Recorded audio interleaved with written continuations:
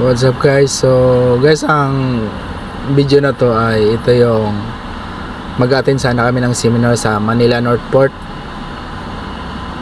sa Tondo, Manila. Ang nangyari kasi yung schedule namin is alas 9 ng umaga. Sa kakantay namin sa aming kasamahan na iba dahil hindi pa dumarating, hindi kami mabot sa unang batch pang alas 9 ng umaga. So ang nangyari, sa second batch na kami naka-attend pang alas 2. So kaya lang haba ng oras at bawal pa kasi mag-park doon sa loob pagka masyadong maaga. Tagal kasi dumating kami doon siguro mga mga 9:30 or ganon. Alas 2 pa, ilang oras pa ang antay namin. So napagkasundoan ng mga kasamahan namin na pumunta ng Luneta dahil napakalapit lang naman ito sa port area ng Maynila. So ito na nga, napunta kami ng Luneta Park. Nagala-gala muna kami dito. Actually guys, last na nakarating ako dito sa Luneta Park siguro mga 7 taon pa lang ako. Mga grade 1 pa lang siguro ako nun nung last na nakarating ako dito ng Luneta Park. So enjoy na lang natin yung view dito para naman makita nyo kung Luneta Park, kung gaano pa rin siya kaganda. Malayong malayo na sa dati. Dati mas maraming kahoy, maraming bermuda. Ngayon marami na silang binago dito.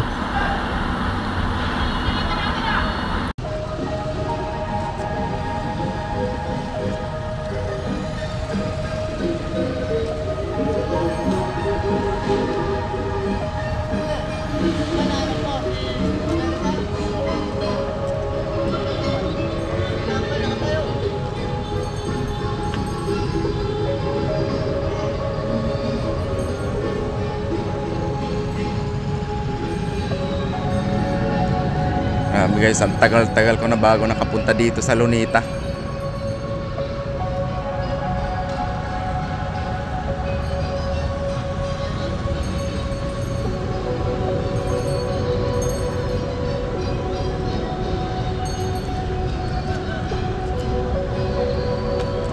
Nakapunta siguro ako dito grade 1.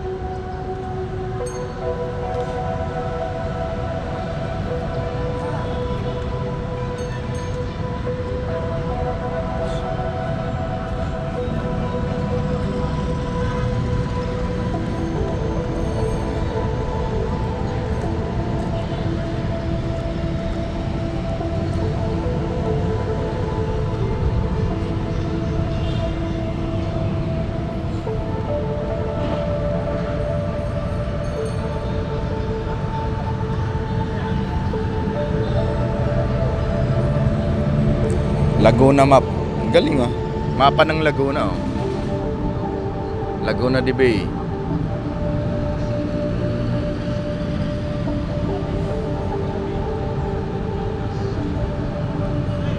Ito yung mapa ng Laguna. Galing.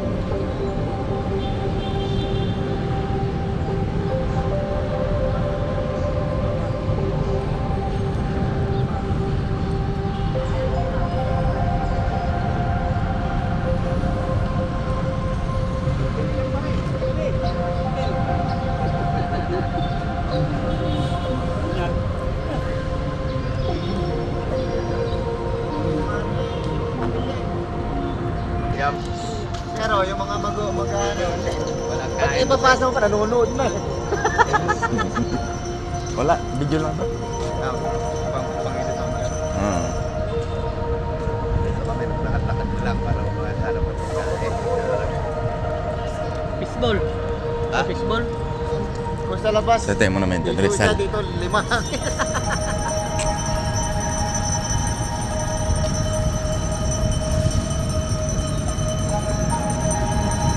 Sideline boy, papalitan mo yung gwardiya. Oo, pwede.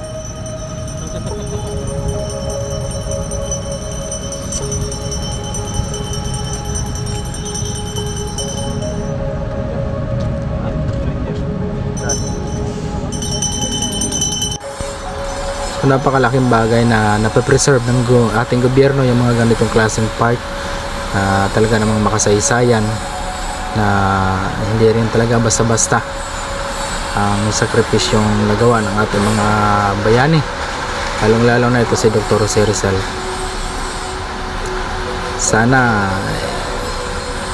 pagdating ng panahon hindi tutuluyang mawala sa history, lalong-lalo na sa mga bagong henerasyon, dahil kitang-kita natin yung pagbabago dito. Yung mga puno hindi na gaano kayabong yung dahon, tapos bawas na rin sila, hindi na katulad dati na yung ihip ng hangin mararamdaman mo talaga na malamig. Mga tour guide yan sila. Si ate tour guide din yan.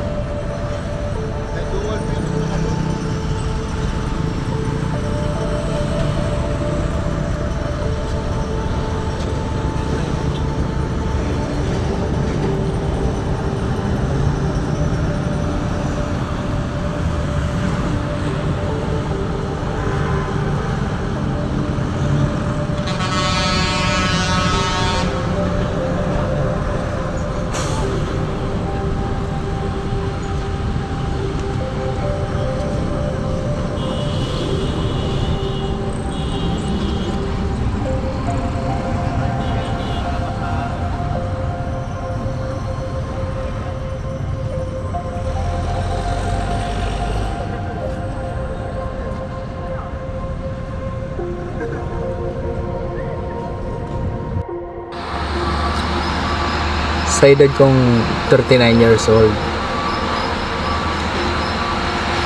ilan na lang yung tumatatak sa isip ko na naalala ko tungkol sa kay Dr. Jose Rizal. Siyempre yung El Polibusterismo o Limitaang Hire, diba? Halos yun lang din talaga naalala ko.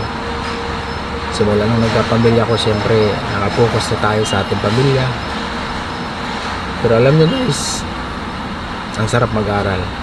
Kaya sa mga kabataan ngayon, sikapin nyo mag-aral, samantalan nyo yung pagkakataon, tapusin nyo yung pag-aaral para pagdating ng panahon malalaman nyo kung ano ang tunay na kayamanan. Telepon pamulot mahaba. Sabi, mukhang tayo yung bayani, oh.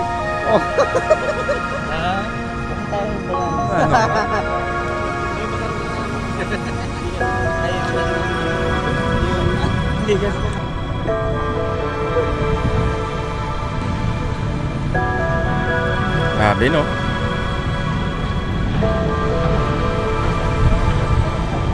Grabe na, ilang oras kaya.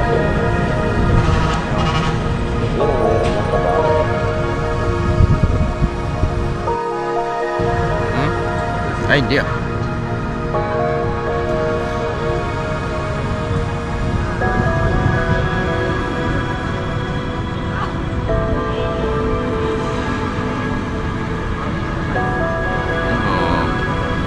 Takas.